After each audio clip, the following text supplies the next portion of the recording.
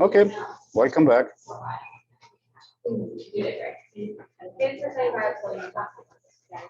How's everybody doing? Good, how are you? Good, can't complain. Yes. I was wondering, do you ever drop any homework or like, is there an opportunity to do corrections for homework to get like half points back or something? I will not drop anything. The corrections, let's see where we stand at the end of the semester and let's take it from there. I think that makes most sense. So it's I meant to make a little bit of a comment on the homework. It's like, how often did I say I need the calculations? I was surprised, and how often did I not say that we need the calculations, right? And I was surprised that there were still a few of you who didn't give the calculation. And it was a pity in my eyes because you lost a lot of points for that. That wasn't a good idea. Yeah, so don't worry about it. It was the first homework. There's still 2 more to come. There's still plenty of points to collect, so don't worry about it. Well, if you show improvement on the next 2, would you count those more or no? Oh, of course, I'm going to see the overall picture. Okay. I'm not going to pick on a couple of points. We'll see where we stand at the end of the semester. It's still a lot of stuff to go. Still a lot of work that I have to do. I also realize I need to adapt the homeworks a little bit to new classes coming in every semester because there's a little bit of a flux between the generations of students. We're doing worse, you're saying? Are you saying we're getting lower than the past? No, you get different homeworks, right? No, I'm saying like our grades. Not a grade? Yeah. No. The worse than like your classes normally do. No. Oh. I try to be as objective as possible with the grades, and that's very important to me. Okay, so homework. We have the first homework through. Second one gonna come very soon. Midterm exam we've done. Practice lab hopefully is not too complicated. It's basically just rerunning the code, right? I'm actually redoing the Excel. It's bad when you're thinking. The word is bad when you're thinking. Uh-oh, that is not good. That's a problem.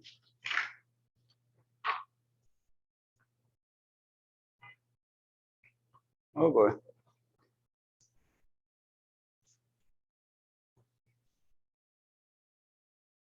That is not good.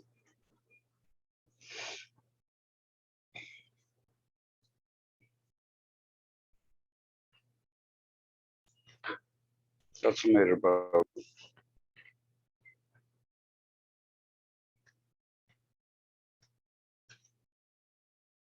Rubber spin.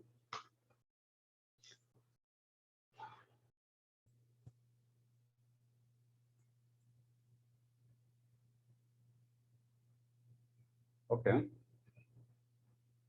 Hope for the best. Okay.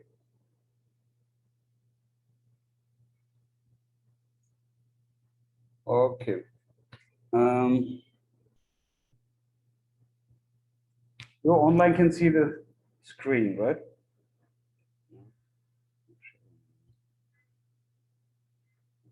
That should work now. Can somebody test on Evie?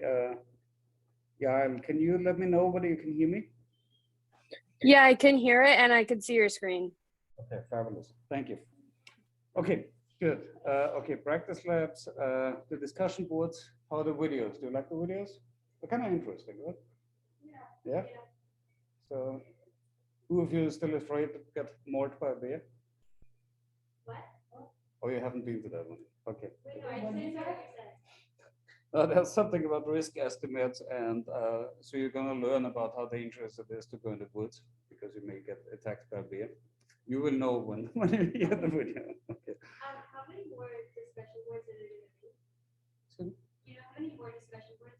in total, it's 10, and you're expected to comment on 5. Okay, so there's like So 5 left. I think so, yes. Okay. And they're going to get more techy later on. So they're going to get very exciting. Comes down to artificial intelligence and driverless cars. So I like the last one. It made me think. decision making. Yeah. Yeah, Cassie is, she's a very impressive woman. If you have some time, please look up, so I'm following a couple of outlets. She has really great TED Talks.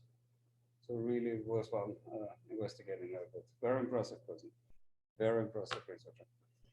And she's doing really interesting work with Google as well. So she's quite impressive.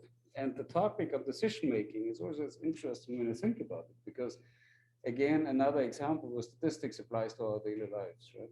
So you make your decisions based on subjective probability, and you should think about what metrics you actually employ to making these decisions. Kind of interesting. I'm happy I like it. Good. Grading scales we talked about. Any other comments to anything in class related, content related? No. Great. So we talked now about the single sample t-test. We will continue today talking about the paired sample t-test.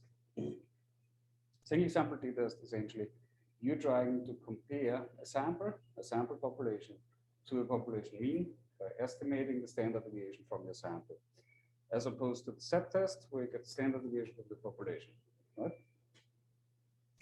You can employ this sample population mean and the comparison using the t-test for various topics. You can compare it against the population mean, you can compare it against any other value, so to say. So if you have a certain kind of sample population that has a certain feature, to some extent, you can employ the variability of the sample and the mean of the sample to compare it to any other value. So you sample 50 people, you measure their blood pressures, you want to compare it to a quote unquote normal blood pressure. This comparison can be done against 120 as a normal, quote unquote, normal blood pressure, or it can be done against the population mean that you may have for the US population, let's say. So you can employ this for various use case scenarios that you have. So today we're going to go a little deeper into paired sample t-test. So one of the basic assumptions of a t-test is in a sample that the sample, each individual entry in that sample is independent from each other. So you're looking at independent, randomly sampled scores. So with the paired sample t-test, we're going the first time in the run, we're comparing two populations. Not really two populations, it's still one population, but it's one population at two different time points. So whenever it comes to recognizing which method to use on the quizzes on final, you will always look for chronological order. So if you have before and after, you gotta think paired sample t-test, because the pairing indicates that the sample before and after is paired with each other. So these are matched pairs. So you have an entry before and you have an entry after, going hand in hand with what you asked before with the scores over time. So a paired sample t-test, if there's a significant improvement, it gets before and after is gonna get better, right? So this is the paired sample t-test, and we're gonna talk about this in more detail. We will again need the spreadsheet that is on the module on Canvas, and we will need the t-table. T-score table. So it's fairly short, and it's kind of one of the real classic examples of how to use t-statistics, and you will see why. It's particularly in the realm of psychology, you would find that quite frequent. Good. So as discussed previously, we have two main design groups in analytic approaches. We have a between groups approach and we have a within groups analytic approach. Between groups, you have two groups that you compare against each other. Simple. Within groups, you have a different setting. You have one sample that you have a condition before and after. You can also do correlational analysis that also falls more into within groups design, at least at this stage of your statistical education. So keep those in mind. Within groups design, between groups design. Between groups design, you're going to use independent samples t-test, where you basically have two entirely different populations. Within group design, you do paired sample t-test. So what does that mean? The paired sample t-test, you have two means, right? You have one mean for before and you have one mean for after. You compare these two means using now essentially, okay, let's talk about this one. So you can do this to analyze data from many studies and you can make before and after comparisons. As what you essentially do, so they are giving you the example of randomly chosen pairs of cards. You're replacing each pair of cards before randomly selecting the next pair. So you're calculating difference before and after. And with this difference, essentially you're concluding whether before and after is different. So you're doing in the greater scheme of things, you're calculating a difference for each before and after situation for each pair. And you're using the same principles we used for the single sample t-test on these differences. You're creating a distribution of the sample means for these differences. And again, you have two populations. You randomly pick out pairs, and you pick out as many pairs that allows you to build up this distribution of the sample means. And by that, you can basically do hypothesis testing on the differences, assuming the same things as for the single sample t-test and using the same principle as for the single sample t-test. The idea behind here is essentially that with the distribution of the sample means, you want to test this against not having a change if this is your null hypothesis. So your null hypothesis will be there's no change before and after any kind of event. So this is what you're testing against, that the research hypothesis is that you see a change for a two-sided test, any change in either direction of a one sample t-test in one particular direction. So you basically, what you're doing is you randomly choose three pairs of cards. You have these cards, you calculate differences, you're subtracting first weight from second weight, or first card from second card. You calculate the mean of the differences, and then you basically repeat this over and over until you get a distribution of the sample mean differences. And this becomes a sample. So now when looking at this kind of, I don't have this example. I think they provided on the ebook that particular example, but I brought my own examples. We're going to calculate this. So you can see to some extent that there is something resembling a normal distribution. It's not really strictly a normal distribution, but it goes in that direction. So you use this to essentially compare this in terms of significance from a mean change of 0. The steps for the hypothesis testing per se are the same as we have done in previous analysis and previous hypothesis tests. With identifying populations, you need to understand what population this was drawn for. You need to understand the chronological order before and after. You need to understand the basic assumptions of a t-test.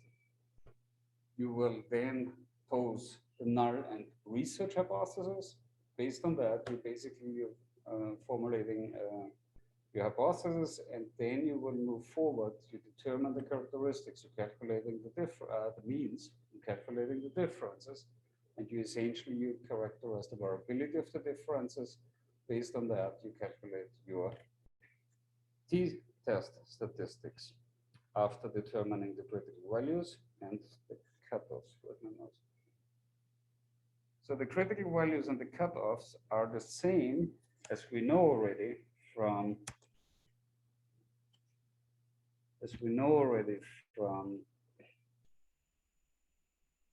previous hypothesis tests. So you go on your t-score table, you find the degrees of freedom, and you essentially determine these critical thresholds for a p-value of 5% for a two-sample t-test or a one-tailed hypothesis test.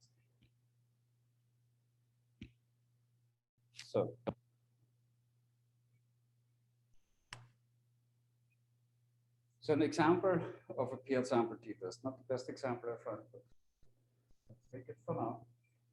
So when you read a newspaper article, based on existing beliefs, you may have a stereotype about people that committed these violent acts. And this may include that you think that these individuals have some form of mental health problem. And this will actually even increase the time that essentially that article was read, meaning you read the article and then with time, that belief essentially inflates over time. So there's a difference over time. Well, now your dependent variable is essentially time, which is a scale variable. And yeah, there are no randomly selected participants, which is true for most surveys. So you always have to be careful with generalizing your findings.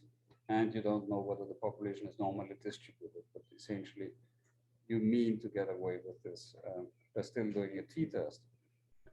So population 1 is recalling details of the news articles just after reading it. And then you essentially wait for a week or you wait a certain period of time. And then this perception will be changing and you essentially will look at a different outcome. The distribution essentially is now the distribution of mean difference scores.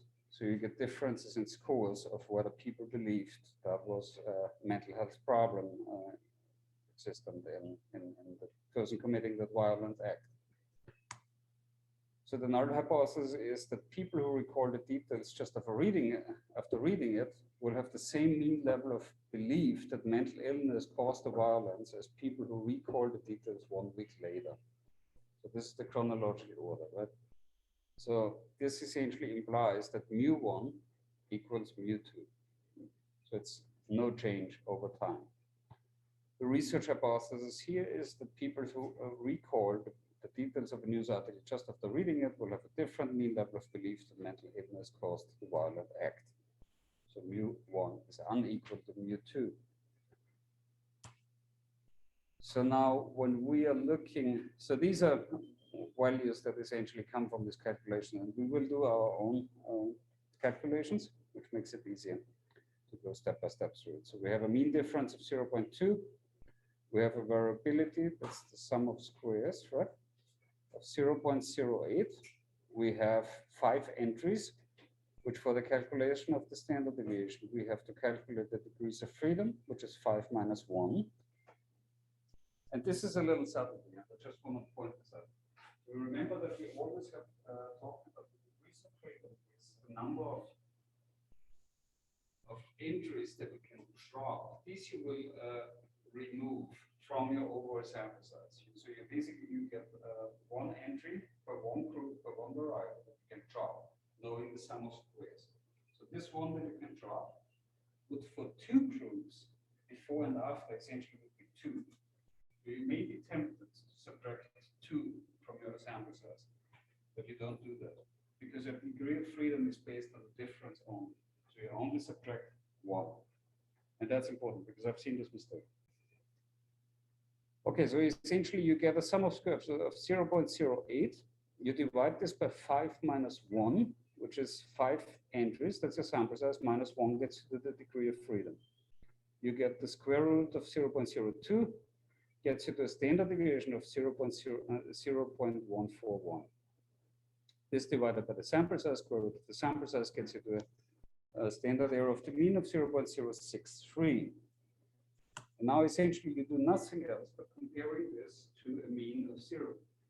And you essentially get for a sample size of 5, a degree of freedom of 4, you get 2.7, okay, there's a rounding going on, 2.776 or 2.78 as your critical value. So this is the critical value you're comparing it to. And if you have now a standard error of the mean of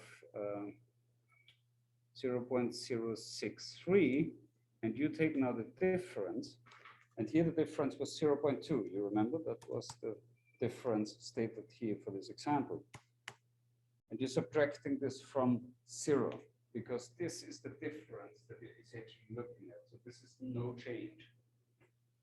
So also keep in mind, your alternative hypothesis will always be kept in this part. So if you hypothesizing a different threshold than 0. So you want to know whether it changed at least, and I'm flagging this for the quizzes, because in the quizzes you have one example where you actually assume a certain change over time. And I think it was about the percentile of children that are constantly growing.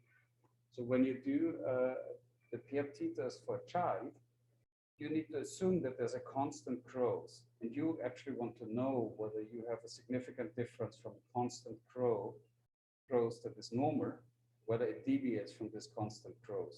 So you need to take into account that there may be some default change that you need to take into account, and then you need to change the 0 by this default growth, if that makes sense. Is it somewhat clear? Or too confusing? No. Okay. I was able to explain it. Good. Okay. So if there's no change, you will subtract formally a 0 from your mean difference. And then you divide it again by the standard error of the mean. And you come to your 3.17 t-score. So now comparing the 3.17 to your critical value of 2.776, you will reject your null hypothesis. So just like the set test, single sample t-test and paired sample t-test, we can calculate the confidence intervals. Obviously, this is always possible because now essentially what you want to do, you have your distribution of the sample mean differences. You have the mean difference, and based on that, you can confirm your thinking by calculating confidence interval, the lower range, the lower limit and the upper limit.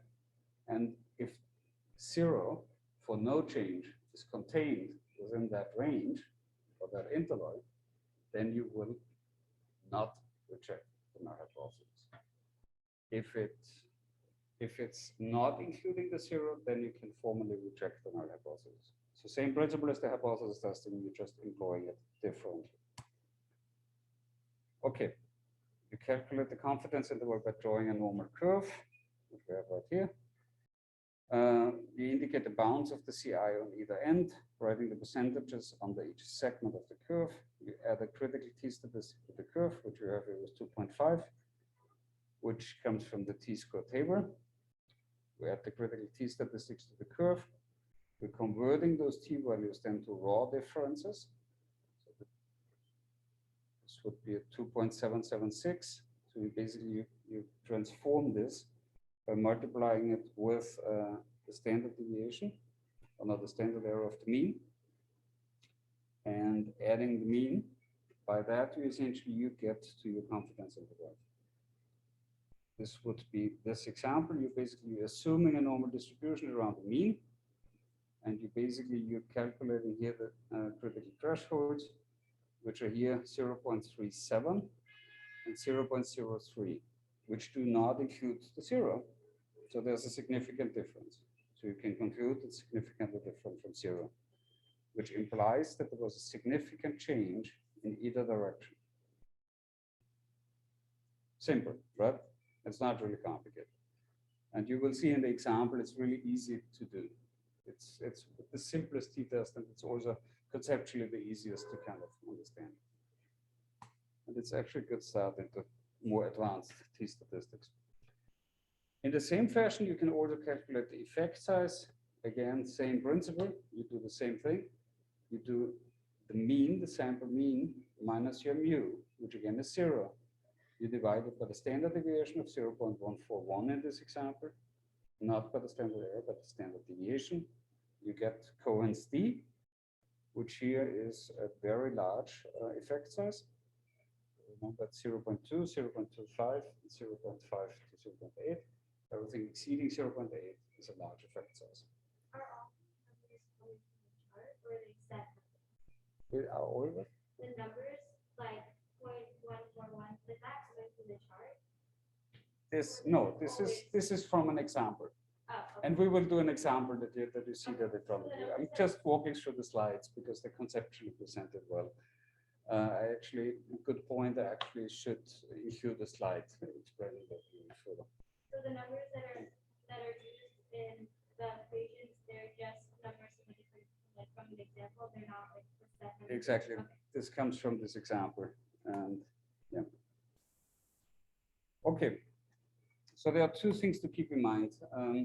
So if you do a randomized trial where you compare, not a randomized trial, or you do any form of study where you have a survey being filled out by a participant and you have a before and after score. So it will make a difference in which order the participant does the first and the second test, right? So usually we talked about, you remember the example of the Stroop test. The Stroop test where you have to say within a certain period of time, first you just state that's the color of the font, and then secondly you have to state what was written without paying attention to the color. And this time was different. So if you do this the first time, you're going to have a longer time than the second time, because the second time you know already what to pay attention to. So now order plays a difference. If you do the more complicated one, it's going to be longer at first. If you do the other one first, this will take you shorter. So this plays a role, and this is essentially something that you need to take into account when doing experiments like that. And you're doing this by something that is called counterbalancing. Counterbalancing is essentially where you switch the order, and you switch the order randomly. You get 20 participants, 10 start with one assessment, 10 starts with another assessment, and you pick who starts with what assessment randomly. And by that you counterbalance who starts with what. And if you do it properly, you can essentially have absolute randomization, and you take this effect entirely out. Wait, why would you want to switch the order? Because then you get a real assessment how long that effect essentially really takes. You quantify the effect without having order confounding the inside. Does it make sense? The order matters? Because we Order. said before that it matters. Yes, order matters because you learn. You Right. learn how to do something. Right. If you want to take this out, so you have two tasks, and essentially you're testing two different tasks, and you may essentially learn from one assessment, not from the other. And if you switch the order for those around, and you have half of the participants do it in one order, another half do it in another order, then you take the effect that order may have on your insides out of the equation because you're randomizing it. And by the randomization, you kind of level that out. Yep, makes sense? Any other questions? That's a super important topic because you have in trial design, you have something that is called a crossover trial, where you start with one condition and you're being treated in a certain way. Then you have a little bit of a washout period, and then you do a second phase or a second condition or a second intervention. If you start them all in the same fashion, you may still have carryover effects, which you can counteract by counterbalancing who starts with what intervention. That is counterbalancing. Make sense? All right. And this is in terms of concepts already all for today, because it's such a simple test, and it's just repeating the single sample t-test. So now we can actually focus on practicing it a little bit. And we're doing this with the examples that I have uploaded. Now this is not the one that's we did one already. We're doing this now with this example. So these are from the book. I hope you have the blank one filled out on the canvas. Okay. So what you're doing is you have researchers found that weight gains over the holidays is far less than what folk wisdom had suggested. So that's a good example before the holidays. Guess what? The dreaded freshman 15, which I've never heard of that. But You know what that is? you know what it is? Yeah. Yeah. You? I don't. I didn't go to. We can tell you. Yeah. It's like when a student, when they live at home, their parents make them like healthy food and they like get the right portions, but when they go to college, they don't know what to eat. They eat pizza every day and Okay. they gain 15 pounds in the first year. So it's the freshman 15. That's And then when girls food Israel for the year, Israel food is amazing. So Okay. they eat a ton and a ton of carbs because that's just what they feed you. So it's when they go to seminary, it's like Okay. It's the same concept. But I think that's what it's referring to. Okay. No, I was not aware. I was blind to it. Okay, so it was a good example. It hits the spot. That's funny. All right, good. So the dreaded freshman 15, which refers to a supposed weight gain of 50 pounds or 7 kilograms in the first living year at university, also appears to be a myth. So this is a myth. So one study found that male university students gained an average of 3.5 pounds between the beginning of the fall semester and November, and female students gained an average of 4 pounds, close to 2 kilograms. We can use paired sample t-tests to make before and after comparisons. So we could make this as a group project. Thanks, Gary. I'm not sure how. Okay. So we use a paired sample t-test. So we have before and after, right? It's the chronological trigger. Pay attention to the questions, pay attention to those little hints that I'm giving you. A certain chronological order involved, always think paired sample t-test. Good, so you have before and after, just like discussed before, right? Before and after. So this individual gained 3 pounds, this one's 3 pounds, this one's 3 pounds, this one lost 4 pounds. Parents didn't fit in well. So then we have now a difference. We have before minus after. And this is now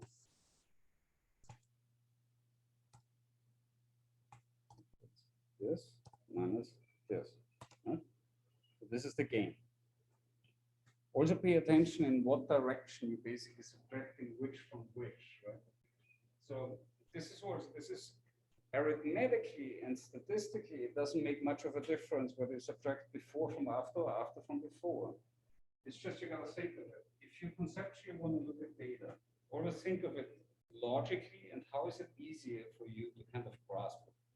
Because if you subtract before from after and you have a gain, this will be a positive number. Yes? Isn't this after minus 24 would give you positive? Oh, yeah. Oh yeah, P3, yes. Thank you. Okay, so you subtract this from this. By that, you basically get a positive value. This is one of those moments where you like say something and then you think about it. Okay, so you subtract before from after.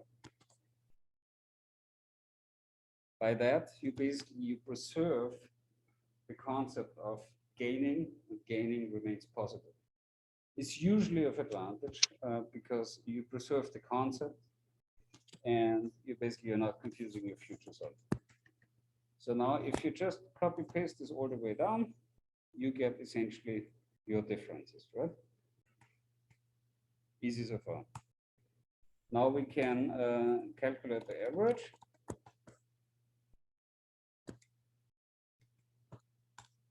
This is 71.67. There's an average gain of 0.6 pounds, which is here consistent with the difference. So also pay attention to that essentially the average of the differences also needs to add up. So if you subtract average from average, that average difference is also always the same. Just that this was one set. It's very logical, but it's important to kind of think about it one time, because then you cannot remember it for the rest of time. All right? Good. So we have now the differences. What do we need next? We want a standard error of the mean, right? We want to develop our distribution of the sample mean differences. So this is being done by, we do x minus x bar. So this is now this difference minus the mean difference. This is minus $13, $C, $13.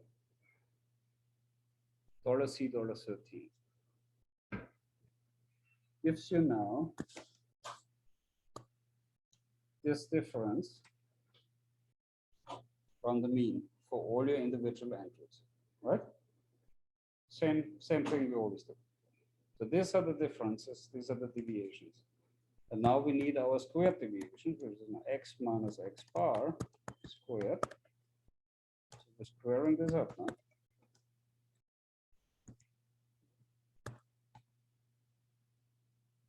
And here we get our sum of squares, right?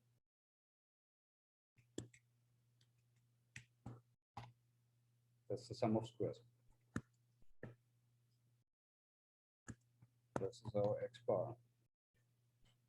The sum of squares divided by the sample size minus degree minus 1 is now sum of squares divided by count of all your entries minus 1. That's your variance. Now you want the standard deviation, that's square root of the variance. That's your standard deviation. So now you want your standard error of the mean,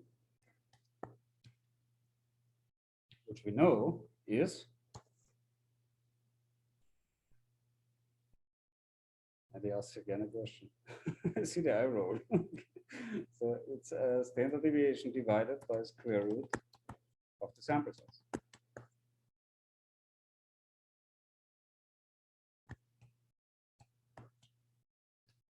So the standard error of the mean is 1. So this is all you need for your t-statistic. Because now what you do next, you calculate the t-score. But let's not do this. Let's do the confidence interval first. Okay, lower limit, upper limit. We remember we want the 95% confidence interval. So we need to go for a two-tailed test, critical value 5%. Sample size here is n equals count E3 to E11. Sample size is 9. What is the value that we need to determine as a critical threshold? Any guesses?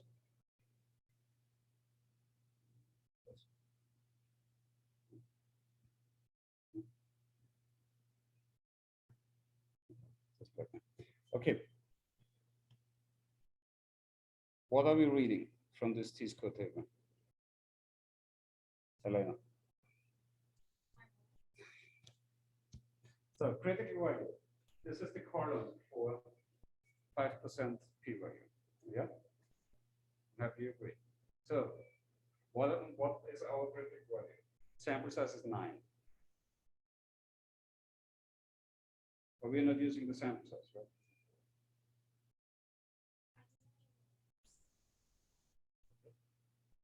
Okay, sample size is 9. What could that mean, DF? You do 9 minus 1. Yes. I don't think the lost. What? I don't think the lost. So sample size is 9. What is the degree of freedom? 9 minus 2 is 8, and then you find the. Yeah. Can you see it from there? What? Can you see it from over there?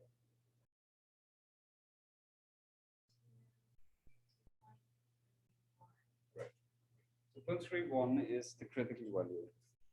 And what are we doing with this critical value? We have the standard error of the mean.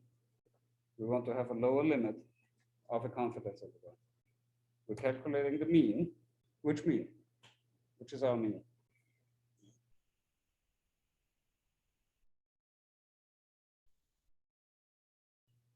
We're doing the difference, right? With before and after. We're interested in the difference. This is our mean. This is our x bar. We're using the x bar minus the critical value t-score, 2.31, multiplied by the variability of our sample means. This came from the differences, right? You don't seem convinced. Wait, how did you know to do all of that? Me? Yeah. Well, I've been a scholar for the last 23 years of my adult life. So yes. Like, you're like, oh, you do like this, like this, like this, like this. And I'm just like, what? Like, what? Okay. Once again. So, but you gotta tell me these things. If you don't follow along, it's happening. Do it again. It's perfectly fine. Okay. I'd rather have you ask me to do something again, sit here and not understand it.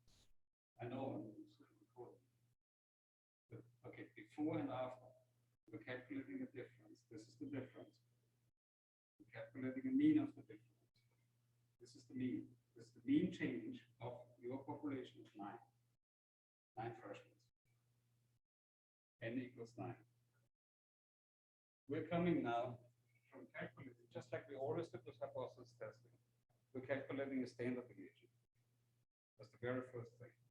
Standard deviation is calculated by subtracting each individual score, or calculating the mean from each individual score. You get these individual deviations.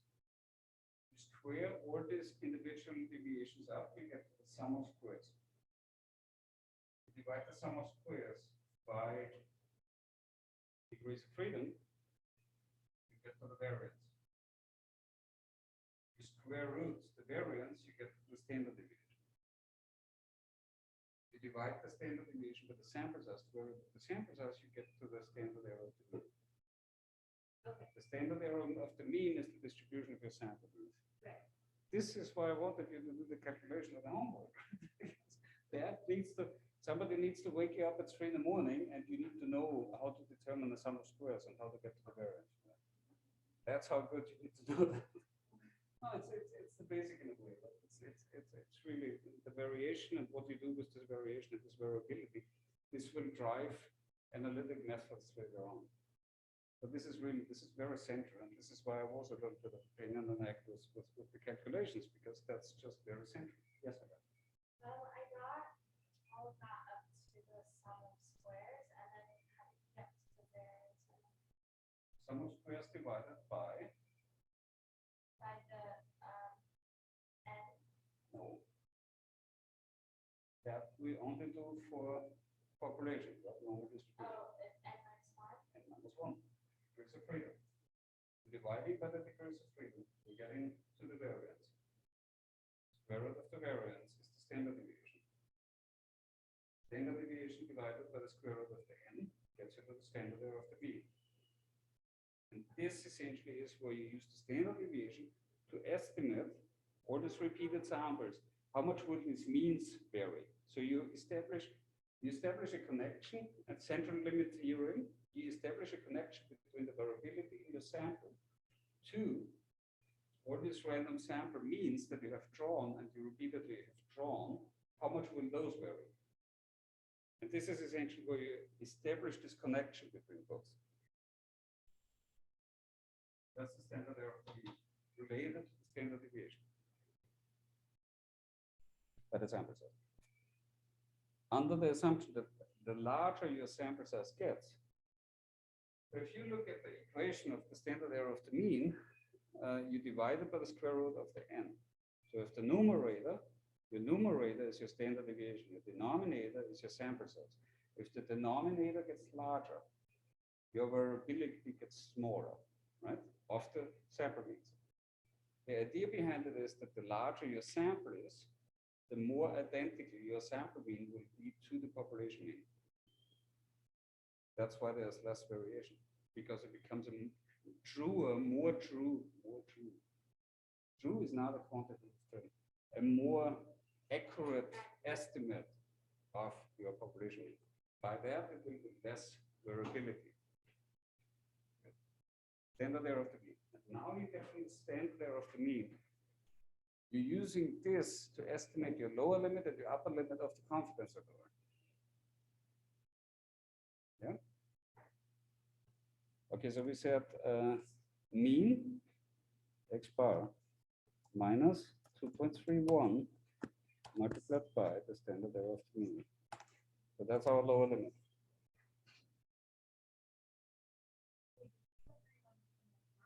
Yes. That's this this guy. Yeah. So minus 1.758, minus 1.76. What can we already say? It could be a little bit of a problem here. If we do now x bar plus 2.31 multiplied by the standard error of the mean, we get 2.9. What catches your attention? Remember how I said, as soon as the zero is in between the confidence interval, it is not significantly different. What does it mean then? So it is significant? Hmm? Is it significant? Okay, let me reiterate. If the zero is within the confidence interval, it's not significantly different. Let's look at this again. What do you think? Not significant. No, what? It's not significant. It's not significant because the zero is right between minus 1.7 and 2.9. So it includes the zero. So, That means the distribution of the means includes the zero. so then it's not significant because the There you go. zero is between. Correct. Yep. Everybody clear with that? The whole thing? No, the significant versus not. Okay, so, well, look, it's the same as this here.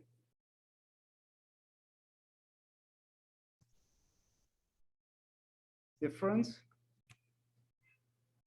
2.5% here, upper there, 2.5% here, lower there. 0.2. If that example, and this is why this is not a good example.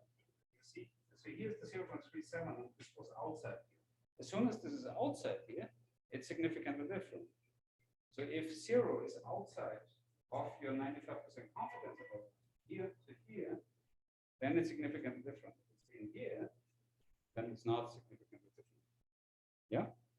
So, but this is only the binary thing. It's only a binary decision. It's yes or no. But we want to know this in more detail, right? Yeah. And you can calculate the p-value with the t-score. We're not going to do that. We're going to do a simpler route. So we have, okay, so t-score.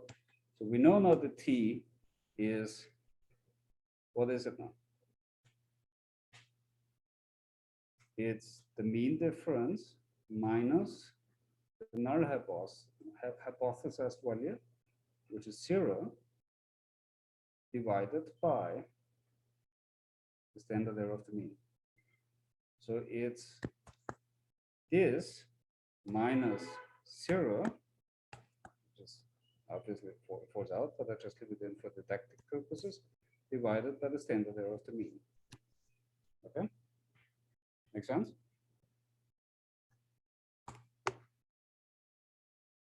0.56. So that's smaller than the critical value. And now there's another function. And some of you have used it already. Okay, the t-test. This is how you get a t-value. This is how you get a p-value by using an internal function. So you can do t.test. If you do t.test, you're calling an internal function of Excel. And this is essentially how you're going to do it down the road. You will not calculate t-scores anymore. You will need to understand t-scores, but you will not need to calculate them. What you're doing is, you have here an array 1, array 2, you have tails, and you have type. So array 1 is easy, right? Array 1 is this. That's your first variable. Array 2 is the after variable. So tails, how many tails do we have? Tails. 2, right? two-sided test. Another type. Now we need to look at this depiction here and this explanation. Okay, down here is the explanation. So paired equals 1. So if you have a paired sample t-test, and you need to understand this, that you have a paired sample t-test, you can enter here a 1. That's what we're doing essentially. If you want to do a two-sample t-test, you have at your disposition 2 and 3. And then you need to know whether it's equal or unequal variance. But that's, we're doing this next time. Okay.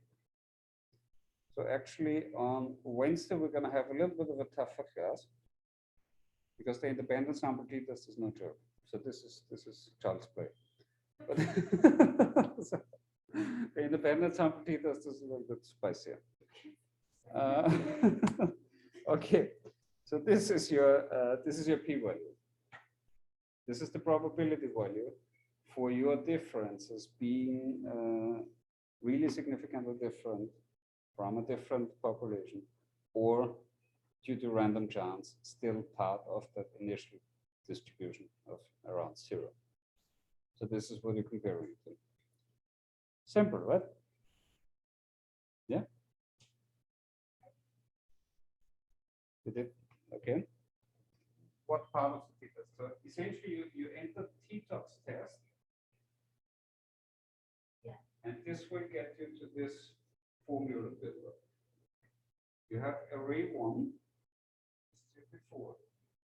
Then you have array 2, that's your after. Then you have tails. It's a two-sided test, right? So you enter 2 tails. And then you pick the right type of t-test. So there's a paired sample t-test, there's a single sample t-test, which we don't do. Paired sample t-test is essentially taking into account that only the differences are important. And the two-sample t-test is what we're going to do on Wednesday. So on Wednesday, please make sure to come to class, all of you, also on Zoom, if any possibility, because that's going to be a spicier kind of session. And I think it would be good to kind of talk through this in person. Okay, so this is this. Simple. Any further questions? I think that's simple, right? Okay, next example. Did everybody follow? Everybody follow the calculations? Comes to the simple. No. Good. Second example. So now we're getting to the exam scores. So calculate the paired sample t-statistics for these exam scores. So we have an exam 1 and an exam 2. Easy, right? Anybody wants to do it?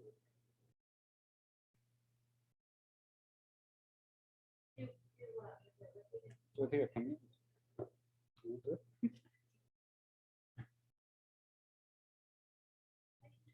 Yeah?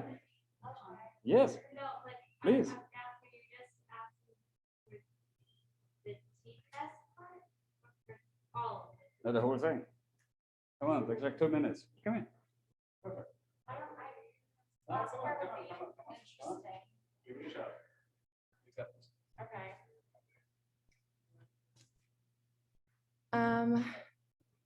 So you, That's good. what? The touchpad is not good. Okay. Okay, so what do we do first? First let's do some descriptives, right? We're going to do an average first. Okay. Exam 1 and exam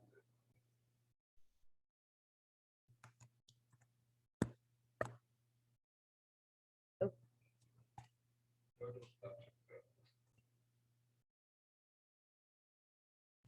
That's B4. Ah. Now type it out. B4. B.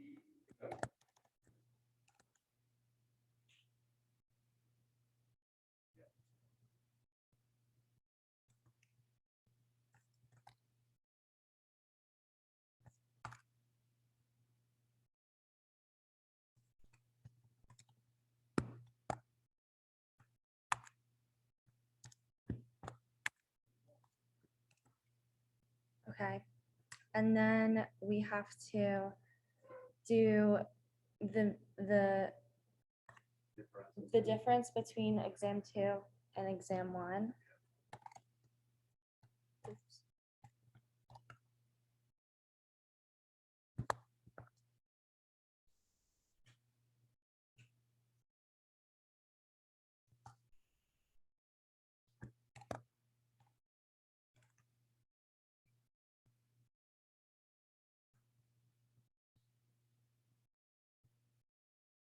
Oh, and then we have to find the mean.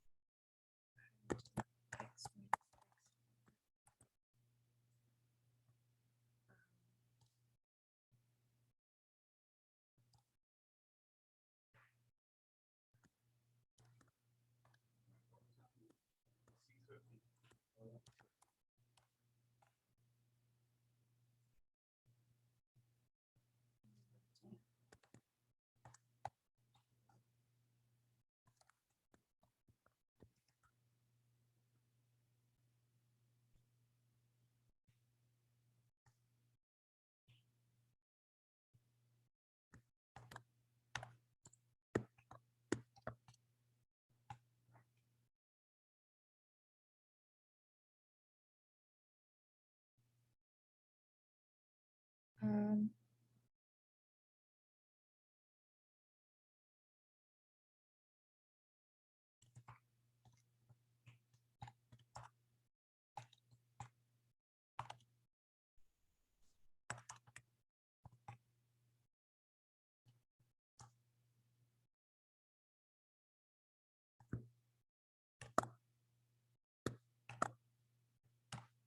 oops. Oh.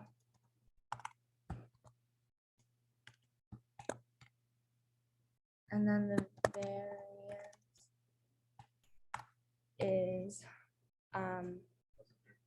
this divided by 7, right? It's n-1 though, right? Wait. Divided by.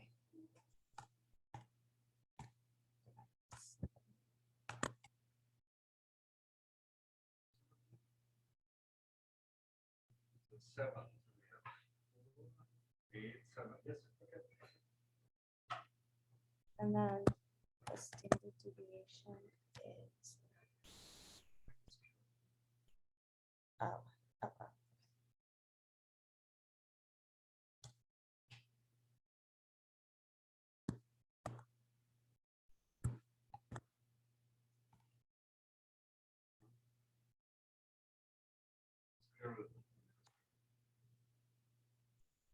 It's what? It's divided by square root of. No. It's a variance. The square root of the variance. Oh, yeah. And then that's the standard error mean. Okay, cool.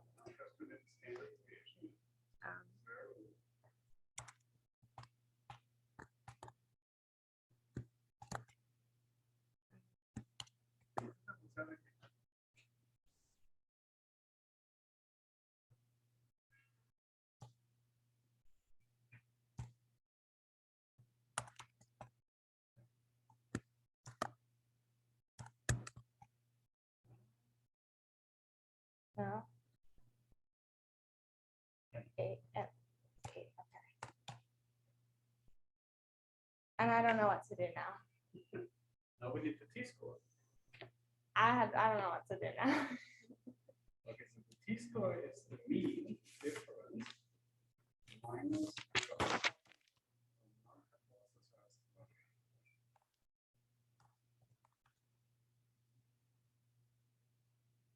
It's the mean. So it's of the difference. our hypothesis there. The Okay. Oh, yeah. Null hypothesis, no change. And then it's What is the parenthesis? divided by the standard error mean.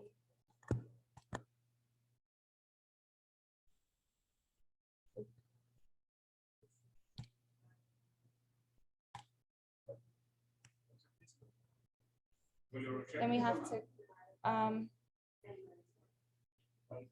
Hit that little guy down there, that's the preview. this. Yeah. Wait, I forgot to look what it was. We have Sanders as an 8. We have 7. What? Oh, then it's 7, and then we have to go to 2.36. Are you rejecting? Yeah. No. Very good. Thanks so much. Okay. Thanks so much. Great. Who wants to do the confidence? Wasn't there some question about who wants extra points? I was waiting for those. Yeah. Confidence is what is easy, come on. No? No? You're debating. Want to try it? Well, we're in a small intimate circuit, but don't worry about it.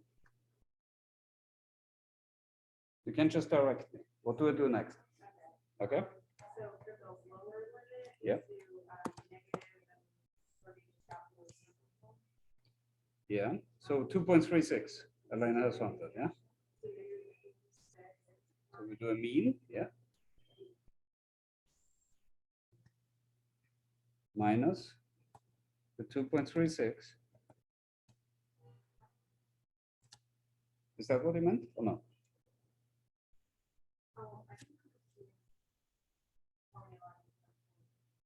Well, let's see. You can definitely do it in different ways, yes. Minus 2.36. Yeah. Yeah. That's the lower limit now. The upper limit?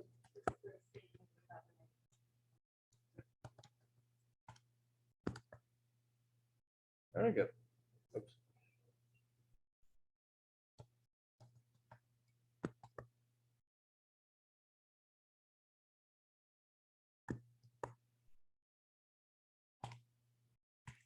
Okay, very good. So this is consistent with what Elena has computed, right? It's not significantly different. And now we do the t-test.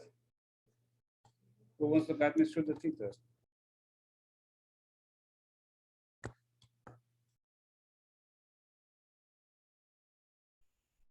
Not all at once? I want to do it. Yeah? How do you do it? Okay, so you do, You kick up there, right? What is your ray one?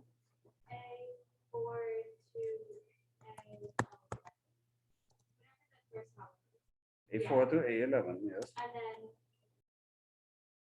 the same with the next column. So B4, Before the 11. A11, yeah. How many tails? 2, 1. I don't know. 2. 2? Okay, that's what I thought. But then keep your looks at Okay. And what type? You gotta click here. Well, I can't see that. okay, 1. Paired sample t-test. It's a paired sample t-test. So we do Yeah. type 1. Yes. Yeah. Okay, very good. So, That's where they got. no, that's very good. Okay, so we have now our p-value. Good. 0.55. Greater than 5%. Thus, we are not rejecting the null hypothesis. That's all it is. It's really not complicated. And if you memorize this, it's like this will come on the next homework. This will be like this. If I think a lot for you guys with the quizzes now, it comes down to that you take these spreadsheets and you know which spreadsheet to look up, which formula, which approach. And then you can just alter whenever this quiz shows a variable, shows before and after at you, you're just transferring it there, or you're just conceptually drawing to go through that example again. I give you open book on the quizzes. It's like you literally have no excuse to not ace this. And you will. I have full confidence that you will. Just make sure you are basically organizing yourself and that you know where to find the spreadsheets and where do you find the information that you need for the quizzes. I know it's a lot of stuff. It's a lot of material. I well understand that. And this is why I make it open book, because for you, it's organization. It's like we live in a time where you have everything on a smartphone. You have all the world open to you. But what gets more and more important is also that you know where and how to find stuff. These calculators we have in our pockets are basically more powerful than computers 10 years ago. No, yeah, no, it's unbelievable. But this is also, it comes at a risk, and the risk is that this is not being understood. And that is what I see as my mission, to teach you, to know how to employ whatever you have at your disposition. You can, with our studio, you can calculate hundreds of thousands of entries and millions of data points, but you need to know how to approach it. And you will. You will know, you will find out. All right? Good. All right. Any questions? We want to do another example. We have 7 minutes left. Do you have any questions? If not, then have a nice evening. And see you on Wednesday. Thank you. Thank you. Bye-bye. Thank you. Yes, be prepared. And come to class if you can.